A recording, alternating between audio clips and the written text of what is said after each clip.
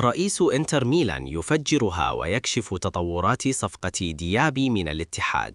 صدمة في الاتحاد، ديابي يوافق على عرض إنتر ميلان في الشتوية. غصب وتمرد في الاتحاد، سبب غياب بنزيما عن مباراة الفتح بدوري روشن. الاتحاد يرفض لي الذراع، والتجديد أو البيع ينتظر نجم النمور، كواليس مثيرة. الهلال يتحرك لحسم الصفقة المحلية الكبرى بأول عرض، ماذا يدور؟ خاص سعودي سبورت، حقيقة مفاوضات الاتحاد لضم موهبة ريال بيتيس في الشتاء. الاتحاد يزلزل الميركاتو ويقترب من خطف جوهرة الدوري الإسباني. بسم الله الرحمن الرحيم، والصلاة والسلام على أشرف الخلق سيدنا محمد عليه أفضل الصلاة وأتم التسليم. أهلا وسهلا بكم في قناتكم المفضلة، المصدر الأول لأحدث أخبار الكرة السعودية، من قلب الملاعب إلى كواليس الأندية. هنا نوافيكم بكل جديد عن الدوري السعودي، نجومه، صفقاته، وتحليلات لا تجدونها إلا هنا. فخليكم معنا وخلونا نبدأ جولتنا الكروية. تحدث جوزيبي ماروتا رئيس نادي إنتر ميلان الإيطالي عن تفاصيل المفاوضات الجارية مع نادي الاتحاد من أجل التعاقد مع اللاعب الفرنسي موسى ديابي خلال فترة الانتقالات الشتوية الحالية، في إطار سعي النادي الإيطالي لتدعيم صفوفه خلال المرحلة المقبلة. وقال ماروتا في تصريحات عبر شبكة سكاي سبورتس: أؤكد أننا نجري مفاوضات حالياً لضم موسى ديابي من نادي الاتحاد، لكن الصفقة معقدة للغاية وليست سهلة على الإطلاق بسبب الشروط المطروحة. وأضاف رئيس إنتر ميلان: ديابي لاعب مهم للفريق الذي ينتمي إليه، وقد أنفقوا عليه الكثير، لذلك نتعامل مع هذا الملف بهدوء ودون ممارسة أي ضغوط، وسنرى ما ستسفر عنه الأمور خلال الفترة القادمة. وفي المقابل، يعمل مسؤولو نادي الاتحاد على تدعيم صفوف الفريق بأكثر من صفقة خلال الفترة الحالية، وذلك بناء على رغبة المدير الفني البرتغالي سيرجيو كونسيساو، استعدادا للاستحقاقات المقبلة. دخل نادي إنتر ميلان الإيطالي في مفاوضات جادة للتعاقد مع الجناح الفرنسي موسى ديابي لاعب نادي الاتحاد خلال فترة الانتقالات الشتوية الجارية، في إطار سعيه لتدعيم الفريق قبل استكمال منافسات الموسم. وأكد الصحفي الموثوق فابريزيو رومانو عبر حسابه على منصة إكس أن إنتر ميلان يجري مفاوضات لضم ديابي في صفقة وصفت بالمفاجأة، مشيراً إلى أن المباحثات تدور حول إعارة اللاعب مع خيار شراء نهائي بقيمة تقترب من 35 مليون يورو. وأضاف رومانو أن موسى ديابي وافق بالفعل على عرض إنتر ميلان، على أن تبقى الصفقة مرهونة بموافقة إدارة نادي الاتحاد خلال الفترة المقبلة. ويبحث مسؤولو الاتحاد إمكانية خروج ديابي خلال الفترة الحالية، لا سيما في ظل تراجع مستواه الفني في الآونة الأخيرة على الصعيدين المحلي والقاري. وفي سياق متصل، يستعد الاتحاد لمواجهة نظيره الخليج ضمن منافسات الجولة 19 من دوري روشن السعودي للمحترفين في اللقاء الذي يقام على ملعب الإنماء.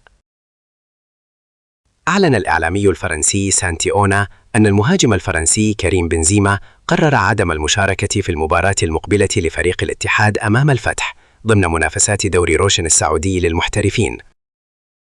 وأوضح أونا أن بنزيما غير راض عن عرض التجديد المقدم من إدارة الاتحاد، مشيرا إلى أن اللاعب أبلغ النادي رسميا بعدم رغبته في خوض المواجهة المقبلة. وبحسب المصادر، فإن القرار جاء من اللاعب نفسه دون أي تدخل من إدارة النادي أو الجهاز الفني، ما يثير تساؤلات عديدة حول موقف الفريق قبل مباراة مهمة في سباق المنافسة على مراكز المقدمة. ويعد هذا التطور صادما لجماهير الاتحاد في ظل الاعتماد الكبير على بنزيما في الخط الهجومي، خاصة مع اشتداد المنافسة على صدارة دوري روشن خلال المرحلة الحالية من الموسم. ساعات جديدة فاصلة في نادي الاتحاد لحسم مصير نوغولو كانتي، نجم وسط الفريق الأول لكرة القدم، من البقاء أو الرحيل عن النمور في فترة الانتقالات الشتوية الجارية.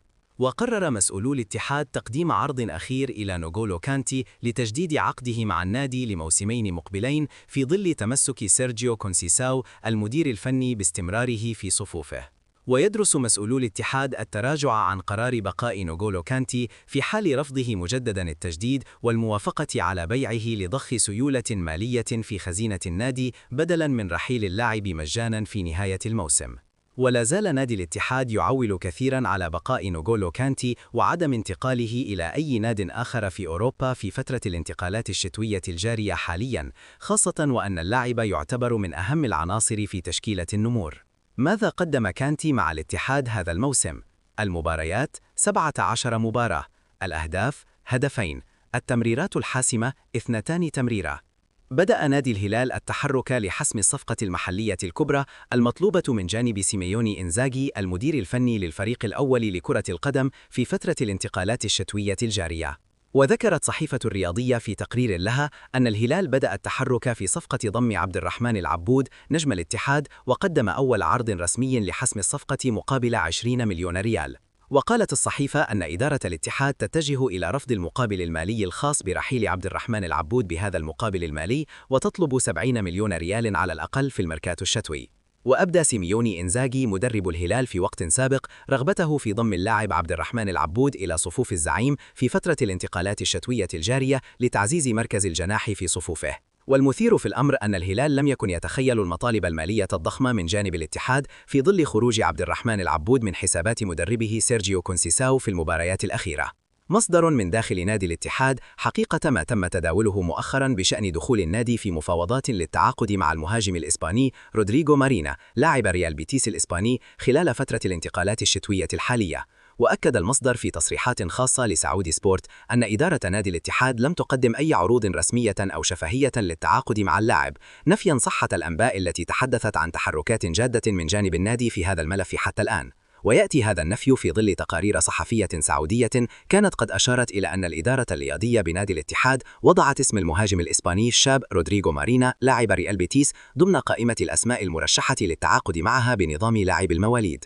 وبحسب تلك التقارير فإن إدارة الاتحاد تسعى إلى تدعيم صفوف الفريق بعناصر شابة قادرة على تقديم الإضافة الفنية تماشيا مع رؤية الجهاز الفني بقيادة البرتغالي سيرجيو كونسيساو. وبين نفي المصادر من داخل النادي وتكهنات إعلامية متداولة، يبقى موقف الاتحاد من صفقة رودريغو مارينا معلقا بانتظار ما ستكشفه الأيام القليلة المقبلة في سوق الانتقالات الشتوية.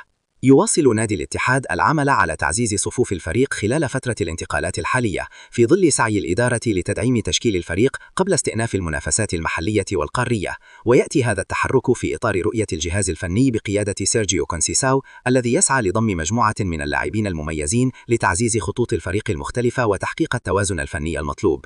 الاتحاد يستهدف نجم إلتشي الإسباني. وبحسب ما كشفه الإعلامي الرياضي ماجد هود عبر برنامج دورينا غير، فإن إدارة الاتحاد تعمل بشكل جاد على إنهاء ملف الصفقات قبل إغلاق فترة الانتقالات.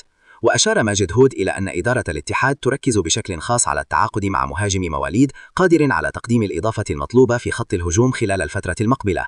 وأضاف هود أن اللاعب ألفارو رودريغيز يعد من أبرز الأسماء المطروحة على طاولة إدارة الاتحاد نظرا لإمكاناته الفنية وملائمته لاحتياجات الفريق. وينتهي عقد ألفارو رودريغيز مع نادي إلتشي الإسباني في 30 يونيو 2029، ما يمنح الاتحاد فرصة التفاوض بشكل مباشر حول انتقاله خلال السوق الحالي. وتقدر القيمة السوقية للاعب حسب موقع ترانسفير ماركت بحوالي 4 ملايين يورو، وهو ما يجعل الصفقة ضمن إمكانيات الأندية الراغبة في ضمه.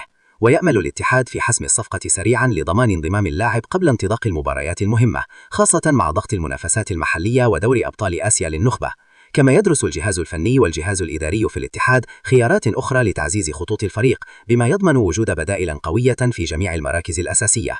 إذا أعجبكم المحتوى لا تنسوا دعمنا بلايك والاشتراك في القناة وتفعيل جرس التنبيهات حتى تصلكم كل الأخبار أولا بأول.